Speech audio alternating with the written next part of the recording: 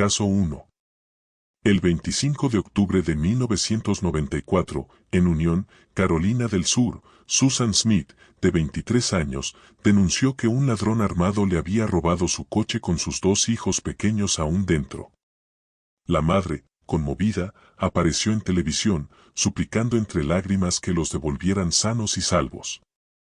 Pero tras la imagen desesperada de una madre afligida, los investigadores comenzaron a notar sutiles inconsistencias. En cuestión de días, la historia de un extraño violento comenzó a desentrañar el misterio, y las sospechas se centraron en la mujer que inicialmente se declaró víctima.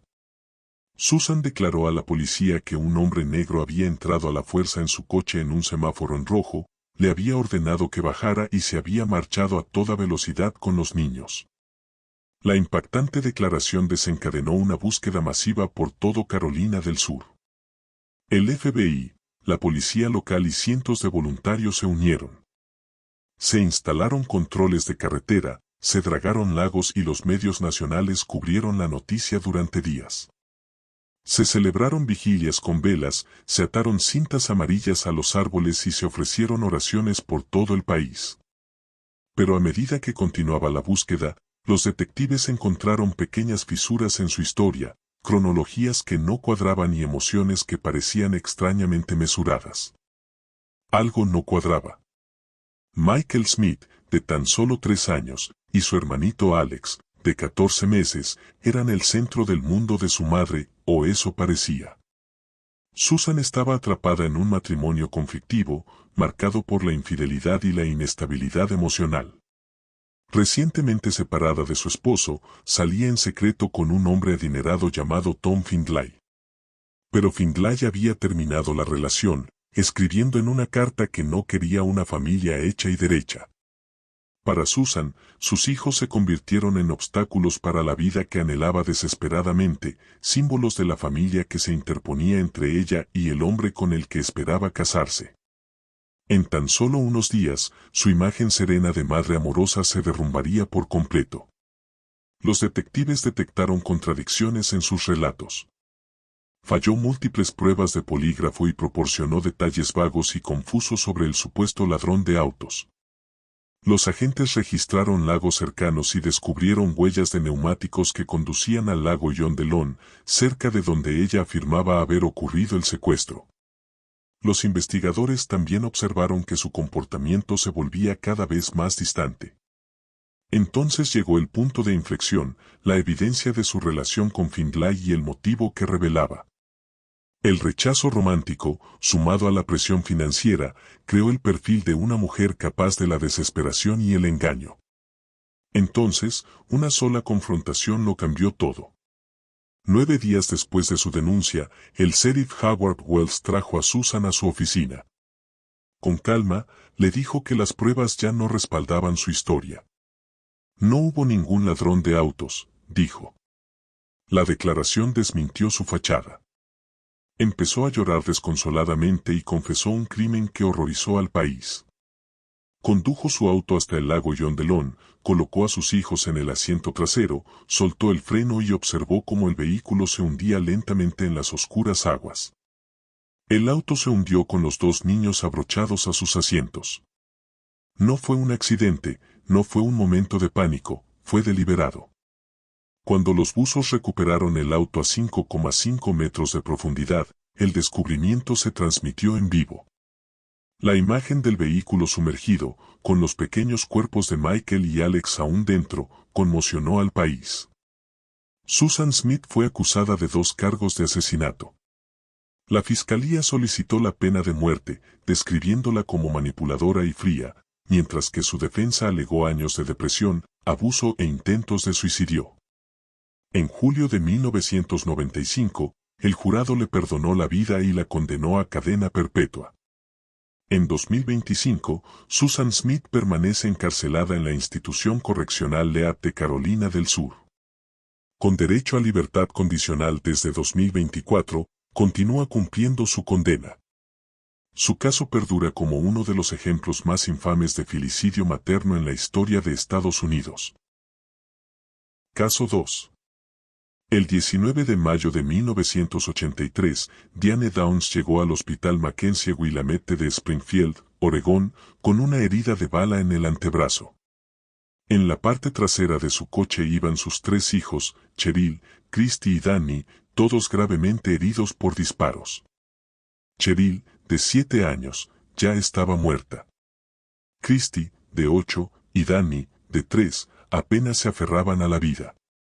Diane afirmó que habían sido emboscados por un desconocido. Pero al observar el personal médico su calma y su falta de urgencia, comenzaron a formarse las primeras sospechas que apuntaban directamente a la madre. Diane declaró a los investigadores que un desconocido de pelo frondoso la detuvo en un camino rural, le exigió las llaves y abrió fuego cuando se negó. Pero su relato carecía de detalles. Sus emociones fluctuaban de forma extraña, lloraba a ratos y bromeaba al siguiente. El personal del hospital se sintió perturbado por su aparente indiferencia. Los detectives encontraron su relato cada vez más incoherente y sus acciones después del tiroteo, conducir despacio al hospital a pesar del estado crítico de sus hijos, alimentaron aún más las sospechas. Su descripción del atacante no arrojó ningún sospechoso. La policía se estaba quedando sin opciones. Entonces surgió un nuevo foco, la propia Diane. Los niños, Cheryl, Christy y Danny, eran fruto de una relación tensa. Diane mantenía una relación obsesiva con un hombre casado llamado Robert Knickerbocker. Sus diarios revelaban que consideraba a sus hijos obstáculos para su afecto. Las entradas describían frustración, deseo y una obsesión por un futuro sin responsabilidades parentales. Knickerbocker había dejado claro que no quería tener hijos. Para Diane, sus hijos se convirtieron en una carga. Creía que eliminarlos aseguraría su relación, incluso si eso significaba destruir a su propia familia. Pero su plan no contemplaba la posibilidad de un superviviente. Christy Downs sufrió un derrame cerebral grave, pero sobrevivió. No pudo hablar durante semanas. Tras una extensa rehabilitación, recuperó el habla poco a poco. El fiscal de distrito Fred Ugly estableció un vínculo con la niña y la visitaba con regularidad. Finalmente, Christy respondió a la pregunta que lo cambiaría todo: ¿quién te disparó? Su respuesta susurrada fue devastadora: mamá. Su declaración proporcionó la clave del éxito. Las pruebas de la escena del crimen, las inconsistencias en la cronología y el propio comportamiento de Diane coincidieron. La verdad tenía voz. Diane Downs había disparado a sus propios hijos. Fue arrestada y acusada de asesinato e intento de asesinato. En el juicio, apareció visiblemente embarazada, una maniobra que, según la fiscalía, buscaba generar compasión. Pero el jurado se mantuvo concentrado. Christy testificó, describiendo cómo su madre se detuvo, recuperó un arma y abrió fuego. El escalofriante testimonio fue el eje central del caso. La extraña actitud de Diane en el tribunal, que alternaba entre desafío y sonrisas, no logró convencer al jurado. La montaña de pruebas, junto con las palabras de su hija sobreviviente, sellaron su destino. Diane Downs fue declarada culpable y condenada a cadena perpetua más 50 años. En 1987, escapó brevemente del Centro Correccional para Mujeres de Oregón escalando una valla. Permaneció prófuga durante 10 días antes de ser recapturada. Desde entonces, ha mantenido su inocencia, culpando a un misterioso atacante. Sus hijos, Christy y Danny, fueron adoptados por el fiscal de distrito Fred Ugly y su esposa, y disfrutaron de una vida plena. En 2025, Diane Downs seguía encarcelada en el Centro Correccional para Mujeres de California Central. Su caso sigue siendo estudiado como uno de los ejemplos más inquietantes de sociopatía materna. Caso 3. El 20 de junio de 2001, Andrea Yates llamó al 911 desde su casa en Clear Lake, Texas. Su voz sonaba tranquila, casi distante, mientras le decía al operador: «Maté a mis hijos». Cuando llegó la policía, encontraron una tranquila casa suburbana convertida en una escena de horror inimaginable. 5 niños pequeños, todos ahogados en la bañera familiar, yacían cubiertos en una cama. De inmediato, quedó claro que no se trataba de un momento de ira, sino de algo mucho más profundo y siniestro. Esa mañana, el esposo de Andrea, Rusty Yates, se había ido a trabajar como de costumbre, dejándola sola con sus 5 hijos. En menos de una hora, cometió lo impensable. Metódicamente, ahogó a cada uno de sus hijos: Noah, de 7 años, Ion, de 5, Paul, de 3, Luke, de 2, y Mary, de 6 meses, colocando sus pequeños cuerpos en la cama y cubriéndolos con una sábana. Cuando su hijo mayor entró y vio lo sucedido, intentó correr. Andrea lo persiguió, lo atrapó y lo mantuvo bajo el agua. Al terminar, llamó a la policía y luego a su esposo. «Es hora», dijo simplemente. El horror había terminado. La familia Yates parecía llevar una vida normal. Andrea, ex enfermera, había dejado su trabajo para educar a sus hijos en casa, mientras que Rusty trabajaba como ingeniero para la NASA.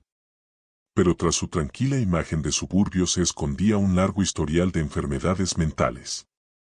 Andrea sufría de depresión posparto severa después de cada embarazo, que culminó en una psicosis posparto completa después de su 4.º hijo. Había sido hospitalizada varias veces e intentó suicidarse. Los médicos habían advertido a la pareja que otro embarazo podría desencadenar una recaída catastrófica. Aún así, tuvieron un hijo más. Su estado mental se deterioró rápidamente. Se volvió aislada, paranoica y convencida de que estaba fracasando como madre. Para junio de 2001, sus delirios se centraban en la religión y la condenación eterna. Creía que sus hijos estaban condenados y que matarlos era la única forma de salvar sus almas. Cuando llegó la policía, Andrea confesó de inmediato. No opuso resistencia ni intentó explicar ni negar lo que había hecho. Los investigadores descubrieron su largo historial psiquiátrico, diagnóstico de trastorno depresivo mayor con síntomas psicóticos y las advertencias que habían pasado desapercibidas. Sus diarios reflejaban culpa, desesperación y temor religioso. Creía que Satanás estaba en su interior y que sus hijos estaban siendo corrompidos. La confesión, junto con su historial, dejó pocas dudas sobre quién había cometido el crimen, pero planteó una pregunta mucho más compleja: el por qué. Andrea fue acusada de homicidio capital. En su primer juicio en 2002, la fiscalía argumentó que, a pesar de su enfermedad, distinguía el bien del mal. Afirmaron que sus acciones, cerrar las puertas con llave, esconder el teléfono y llamar al 911 después, demostraban premeditación. La defensa argumentó que estaba legalmente demente, impulsada por una psicosis incontrolable. Un psiquiatra de la fiscalía testificó que Andrea se había inspirado en un episodio del programa de televisión Ley y Orden en el que una mujer ahogó a sus hijos y alegó locura. El jurado la declaró culpable de asesinato capital y fue condenada a cadena perpetua. Años después, se demostró que ese testimonio era falso. Tal episodio jamás existió. El descubrimiento invalidó el veredicto original y a Andrea se le concedió un nuevo juicio en 2006. Esta vez, la defensa presentó un perfil psiquiátrico completo que demostraba que se encontraba en un estado psicótico extremo en el momento de los asesinatos. El jurado estuvo de acuerdo. Andrea Yates fue declarada inocente por demencia. Fue internada en el Hospital Estatal de Kerrville, un centro psiquiátrico de alta seguridad en Texas. A partir de 2025, permanece internada. Cada año tiene derecho a una audiencia de liberación y cada año renuncia a ella. Su vida ahora consiste en terapia, rutinas tranquilas y obras de arte. El caso de Andrea Yates transformó la comprensión nacional de la psicosis posparto, obligando a los tribunales y a los sistemas médicos a abordar la intersección entre la maternidad, la enfermedad mental y la responsabilidad moral. Caso 4. Entre 2012 y 2013, una serie de muertes repentinas de familiares en Springfield, Missouri, generó una preocupación discreta, pero no suficiente como para iniciar una investigación. El esposo de Diane Staute falleció inesperadamente, seguido meses después por su hijo autista. Cuando su hija Sara enfermó gravemente, finalmente comenzaron a sonar las alarmas. Entre bastidores, Diane había estado envenenando lentamente a su familia con anticongelante. Su motivo no fue la ira, sino el cálculo. Y sus métodos fueron silenciosos, metódicos y fatales. El patrón comenzó el domingo de Pascua de 2012, cuando el esposo de Diane, Mark Staute, falleció inesperadamente. Su muerte se atribuyó a causas naturales y no se realizó autopsia. Tan solo 5 meses después, su hijo Shaun, de 26 años, autista y con una lesión cerebral previa, falleció en circunstancias igualmente vagas. Luego, en junio de 2013, su hija adulta, Sara, fue hospitalizada con insuficiencia multiorgánica. Sus síntomas eran graves e inexplicables. Los médicos estaban desconcertados. Pero alguien más finalmente expresó lo que nadie se había atrevido a considerar: algo más siniestro estaba sucediendo dentro de la casa de los Staute.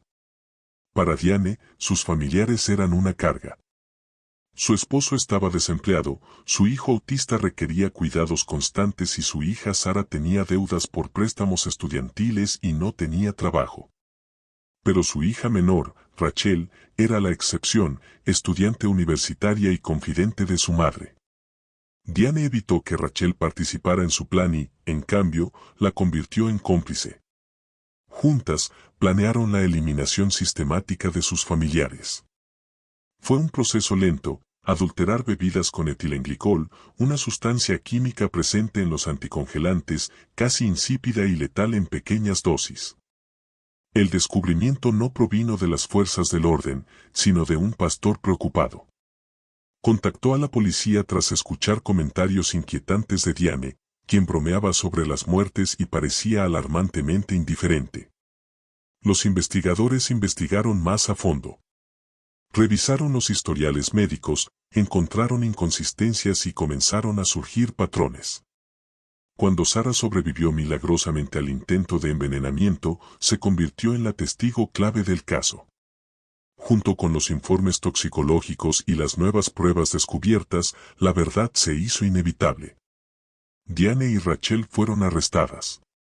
Durante el interrogatorio, Diane confesó con calma haber envenenado a su esposo e hijo. Explicó que había usado anticongelante mezclado con Gatorade y Coca-Cola. Su razonamiento fue escalofriante: odiaba a su esposo y consideraba a Shaun peor que una plaga. Rachel, quien fue llevada a declarar por separado, admitió haber ayudado a su madre a planear los asesinatos. Confesó que sabía que su padre y su hermano habían sido envenenados y admitió haber ayudado a planear el atentado contra la vida de Sara. Los investigadores recuperaron un diario de Diane lleno de escritos perturbadores que documentaban su frustración, odio y la cuenta regresiva de las muertes. Ante la abrumadora evidencia, Diane Staute se declaró culpable de 2 cargos de asesinato en primer grado y un cargo de agresión en primer grado. En 2016, fue condenada a cadena perpetua sin posibilidad de libertad condicional. Rachel Staute, quien cooperó con las autoridades y testificó contra su madre, recibió 2 cadenas perpetuas simultáneas con posibilidad de libertad condicional. Sara Staute, la única víctima sobreviviente, se recuperó físicamente, pero vive con daños de por vida. En 2025, Diane permanece encarcelada en el Centro Correccional de Chillicothe. El caso sigue siendo uno de los más inquietantes de Missouri en casos de asesinato familiar, un ejemplo de traición materna deliberada. Caso 5. En junio de 2015, apareció un mensaje críptico y profano en una cuenta compartida de Facebook: censurado, está muerto. Los amigos y vecinos de Didi y Gypsy Rose Blanchard quedaron horrorizados. La policía llegó a su casa Rosa en Springfield, Missouri, donde encontraron el cuerpo sin vida de Didi, apuñalado varias veces. Su hija, Gypsy, estaba desaparecida. El temor a un secuestro se extendió rápidamente. Pero lo que encontraron a continuación desenmascaró no solo un asesinato, sino uno de los fraudes más inquietantes de los últimos tiempos. Didi Blanchard se había presentado durante mucho tiempo como una madre soltera dedicada que cuidaba a su hija con una enfermedad terminal. Se decía que Gypsy padecía leucemia, distrofia muscular, convulsiones, asma y otros problemas. Usaba silla de ruedas, sonda de alimentación y tanque de oxígeno. Su historia generó compasión y donaciones, alojamiento gratuito, viajes y atención mediática. Pero después del asesinato, la policía encontró a Gypsy caminando sin ayuda y hablando con claridad. No estaba enferma. El secuestro fue un montaje. La verdad fue mucho más inquietante. Gypsy había pasado toda su vida bajo el control de su madre, quien padecía el síndrome de Munchausen por poderes. Didi inventaba síntomas, manipulaba a los médicos y obligaba a su hija a someterse a cirugías innecesarias. Gypsy carecía de autonomía, educación y acceso al mundo exterior. Su apariencia era cuidadosamente manipulada para mantener viva la farsa. Durante años, sufrió abuso físico y emocional, todo por la atención y la admiración que su madre recibía gracias a su trágica historia. Cuando los investigadores arrestaron a Gypsy, confesó haber orquestado el asesinato de su madre. Las imágenes de vigilancia la mostraban a ella y a su novio, Nicholas Godejón, comprando el arma homicida. Las búsquedas en Internet revelaron la planificación de Gypsy, había investigado medicamentos, métodos de muerte y consecuencias legales. Describió los años de engaño y abuso. Didi la había mantenido drogada, le había afeitado la cabeza y la había amenazado para que guardara silencio. Su única vía de escape habían sido las relaciones secretas en línea. Godejón, emocionalmente inestable y con ganas de complacer, accedió a ayudarla. La pareja fue arrestada en Wisconsin días después del asesinato. Gypsy cooperó plenamente, proporcionando un relato detallado del abuso y del plan de asesinato. Si bien Godejón llevó a cabo físicamente el apuñalamiento, el papel de Gypsy en la planificación fue evidente.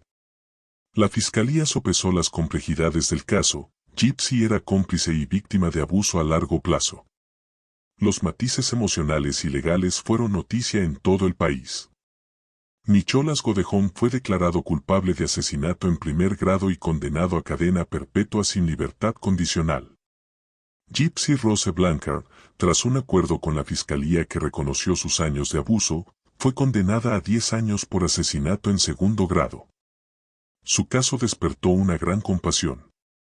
En diciembre de 2023, fue puesta en libertad en 2025. Gypsy, que ya tiene 30 y tantos años, es una figura pública controvertida, tanto por su asesinato convicto como por su sobreviviente de tortura médica prolongada. Su historia sigue siendo una advertencia sobre la manipulación, el cautiverio y la difusa línea entre víctima y agresor. Caso 6. En octubre de 2013, trabajadores de mantenimiento en Lawrenceville, Georgia, descubrieron un basurero de acero detrás de un complejo de apartamentos. Dentro se encontraban los restos quemados de una niña. A pocos pasos, la policía rastreó el lugar hasta una casa cercana. Encontraron evidencia de tortura prolongada, inanición y un intento de encubrimiento. La niña era Emani Moss, de 10 años.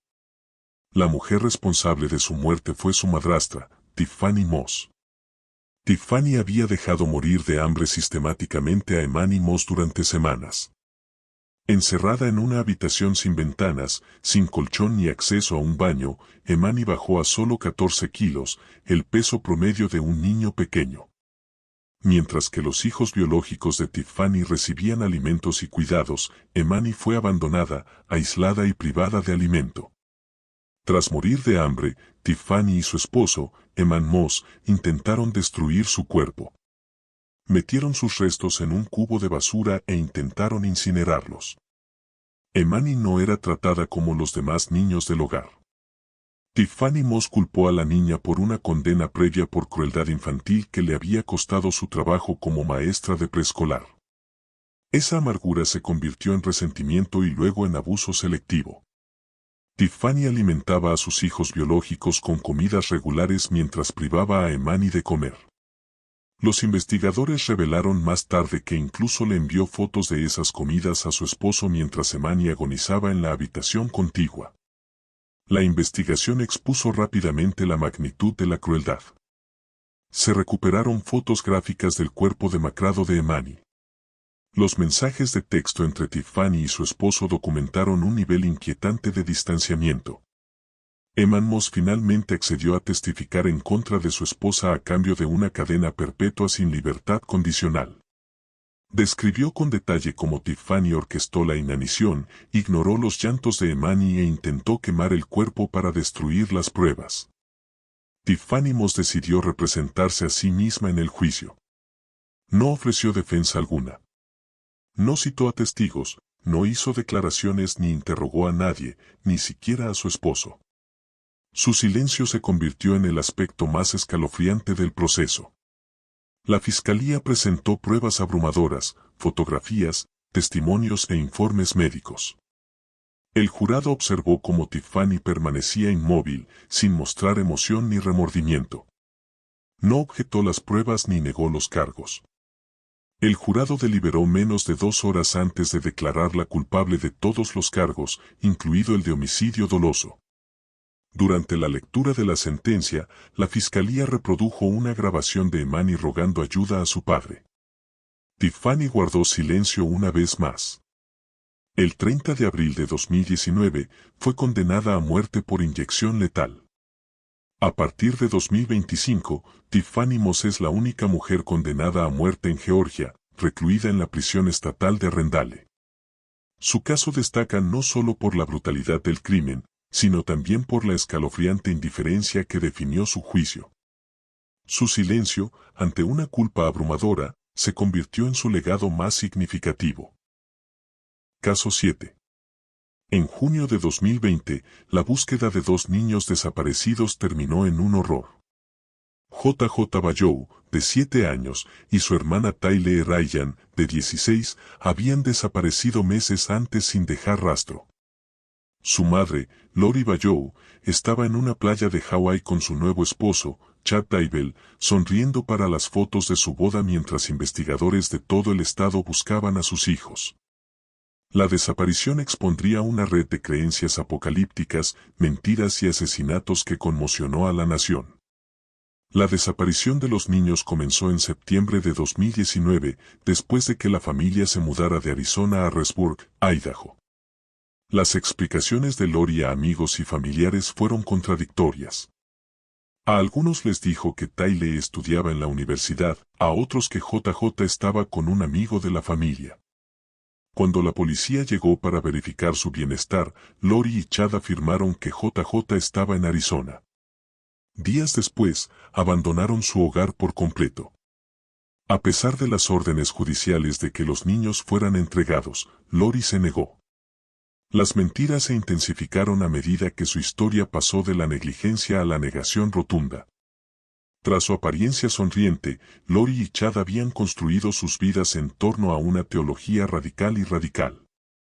Chad Daybell, autoproclamado profeta y autor de novelas catastróficas, afirmaba ver espíritus y predecir el apocalipsis.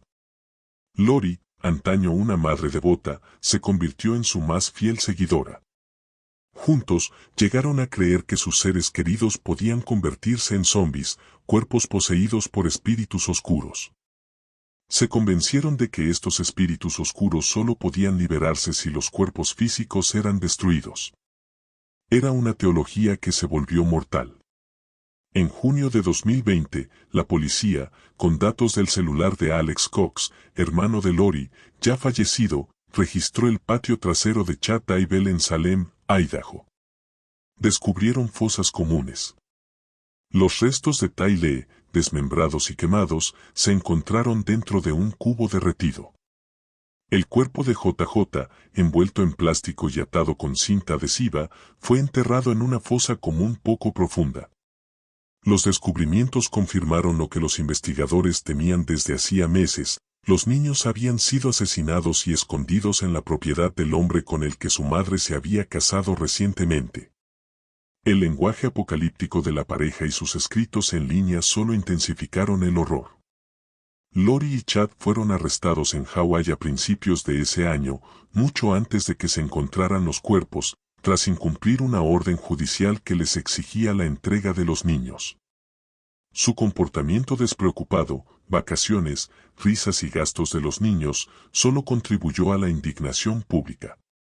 Cuando los investigadores finalmente reconstruyeron la evidencia digital, esta reveló una historia contundente. Los datos de la torre de telefonía móvil situaban a Alex Cox en el lugar del entierro los días exactos en que desaparecieron los niños. Sumado a la red de mentiras de Lori, el caso estaba cerrado. En mayo de 2023, Lori Bayou Daible fue condenada por asesinato en primer grado y conspiración para cometer asesinato por la muerte de sus hijos y por el asesinato de la exesposa de Chad, Tammy Daible. La fiscalía argumentó que la codicia, la lujuria y el delirio impulsaron los asesinatos. Lori no mostró remordimiento alguno durante todo el juicio, afirmando que los niños estaban felices y a salvo. Fue condenada a cadena perpetua sin libertad condicional. Chad Daible aguarda juicio por cargos similares. En 2025, Lori permanece encarcelada en el Centro Correccional de Mujeres de Pocatello, Idaho, una autoproclamada profeta convertida en asesina convicta.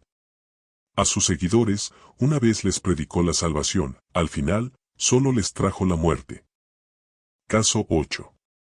En enero de 2014, Garnett Spears, de 5 años, fue trasladado de urgencia a un hospital en Nyack, Nueva York, con convulsiones severas y niveles de sodio peligrosamente altos.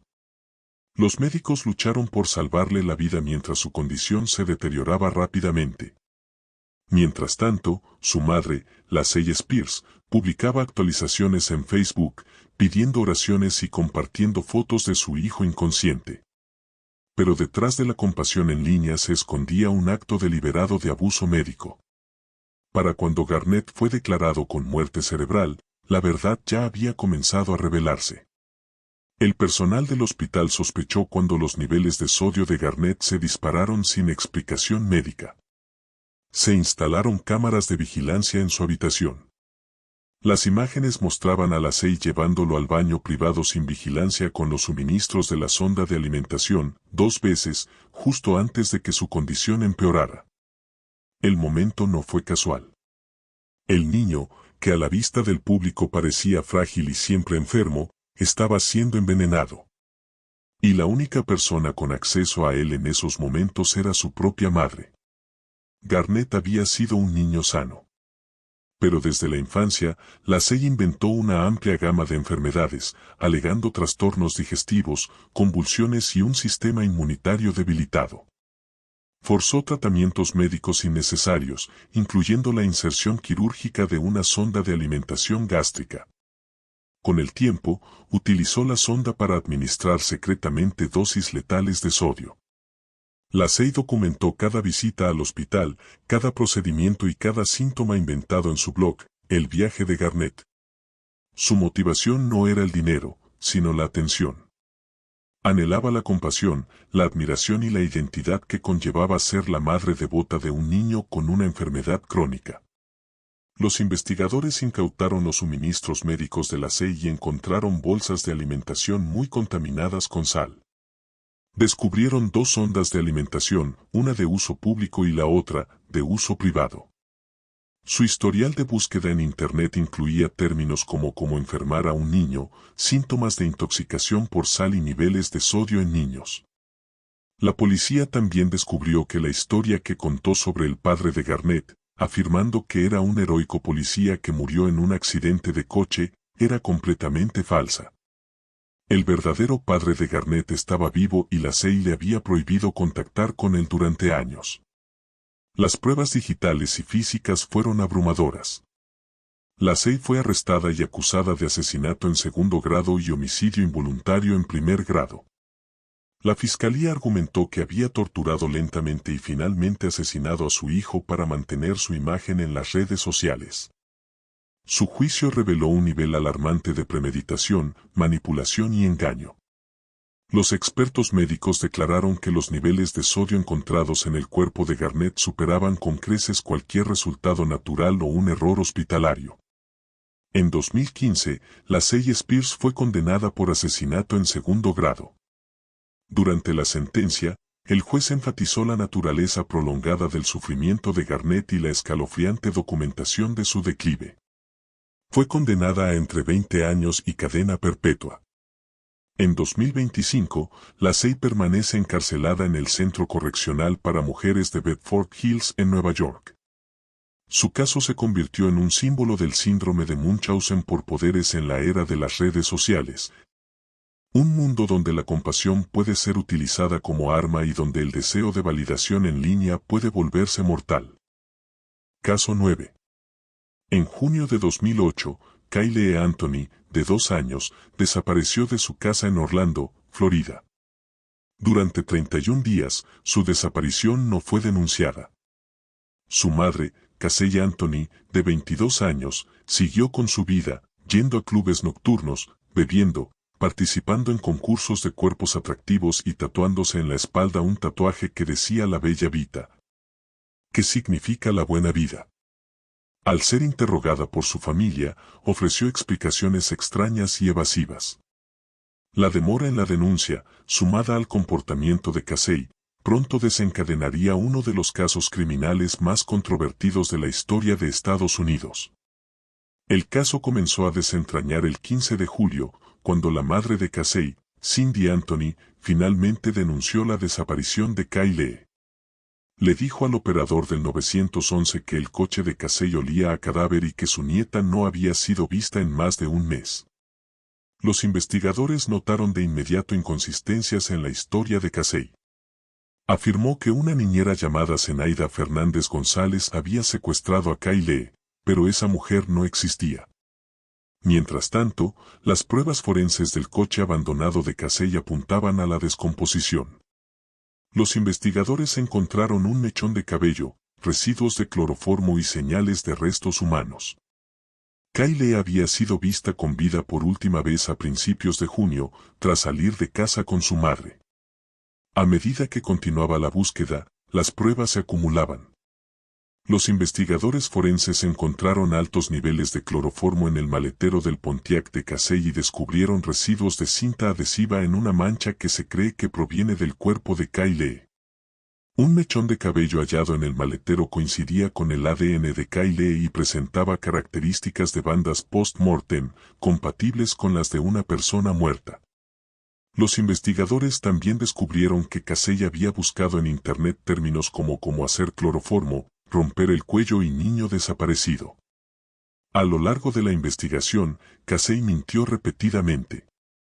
Llevó a la policía a un apartamento inexistente, afirmó trabajar en Universal Studios e insistió en que una niñera ficticia era la responsable. Los detectives pronto se dieron cuenta de que casi todo lo que decía era inventado.